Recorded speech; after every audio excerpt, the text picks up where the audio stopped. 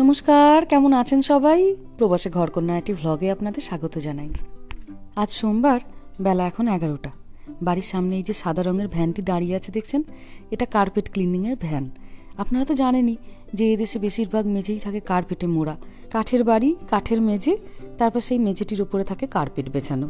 কিন্তু সেই কার্পেটটি হয়ে যেতে থাকে বছরের পর বছর ব্যবহার করার জন্য প্রচণ্ড নোংরা। যদিও ভ্যাকুয়াম ক্লিনার দিয়ে আপনাকে নিয়মিত তাকে পরিষ্কার করে যেতে হয়, কিন্তু ভ্যাকুয়াম ক্লিনার শুধুমাত্র কার্পেটের ধুলোবালিগুলোকে তোলে। কিন্তু বছরে একবার করে খুব ভালো করে এই কার্পেটগুলো ওয়াশের দরকার পড়ে, বলতে পারেন সাবান জল দিয়ে। তো আমাদের একটা ছোট কার্পেট ক্লিনার ছিল, যেটা দিয়ে আমরা মোটামুটি পরিষ্কার করি, কারণ রামা মেহা তখন ছোট ছিল। তো মাসে একবার করে আমরা বাড়ির কার্পেট ক্লিনার দিয়ে কার্পেটগুলো পরিষ্কার করতাম। কিন্তু আজ প্রায় 6 বছর হলো আমরা এই বাড়িটাতে এসেছি, তাই ওর বাবাকে বললাম একবার আমরা প্রফেশনাল কাউকে ডাকি ঘরের কার্পেটগুলো পরিষ্কার করার জন্য।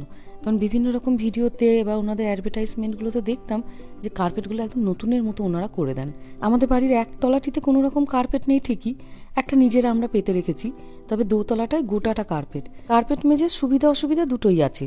অসুবিধা হচ্ছে খুব ধুলো হতে থাকে, আপনাকে নিয়মিত পরিষ্কার করে যেতে হবে, কারণ বহুজনের ডাস্ট অ্যালার্জি শুরু হয়ে যায় কার্পেট থেকে। কিন্তু সুবিধা হলো শীতকালে আপনি মোজা না পরেই হাঁটতে পারবেন, ঠান্ডা লাগার ভয় থাকে না। মেঝেতে জল পড়ে থাকলে স্লিপ কেটে অনেক সময় পড়ে যাওয়ার একটা সম্ভাবনা থাকে, কিন্তু কার্পেটে যদি কোনো কারণে আপনার জল পড়ে যায় আপনি স্লিপ কেটে পড়বেন না। তো ওই জন্য দোতলাটা কার্পেটটা আমরা রেখেছি, ছেলে মেয়েরা বড় হলে তারপরে উডেন ফ্লোর করে নেবো। আজকের আকাশটা কি সুন্দর দেখুন।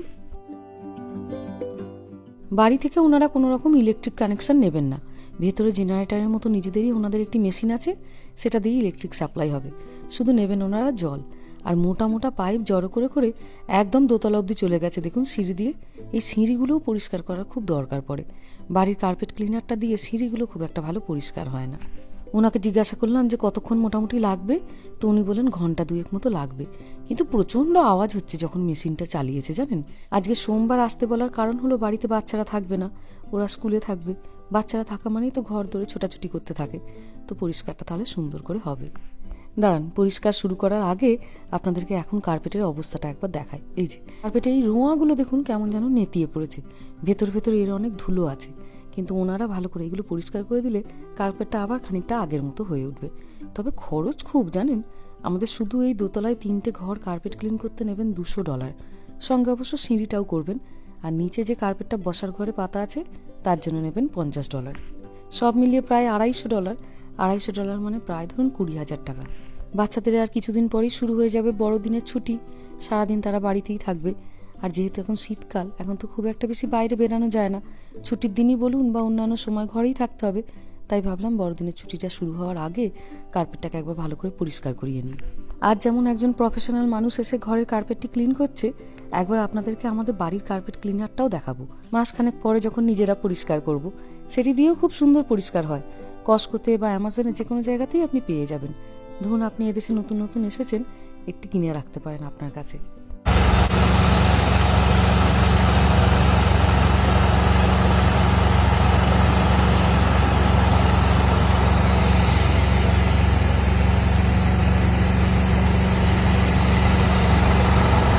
এই প্রথমবার ধোঁয়া বেরানো গাড়ি দেখলাম এই দেশে।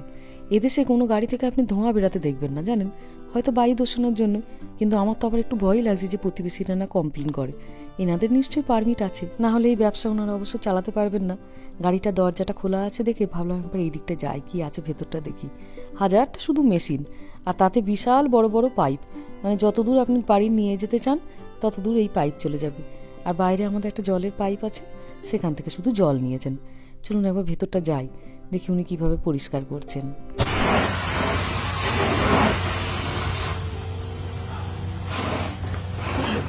I'll just put it up here. Thanks.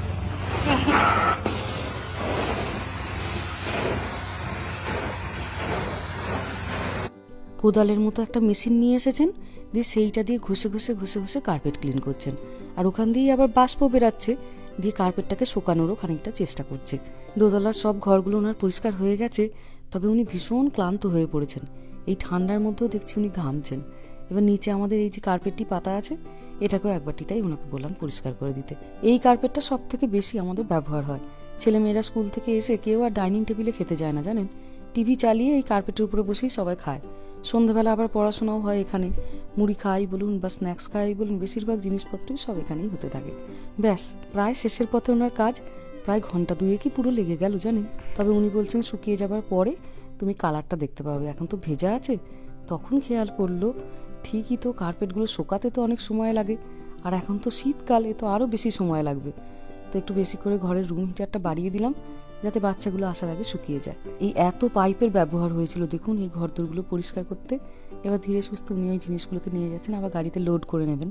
আর ওর বাবাকেও একবারটি আমি ওপর থেকে নিচে ডাকলাম যে তুমি একবারটি দেখে নাও কার্পেটটা ভালোভাবে পরিষ্কার হয়েছে কিনা, আর তারপর ওনাকে পে করে দাও।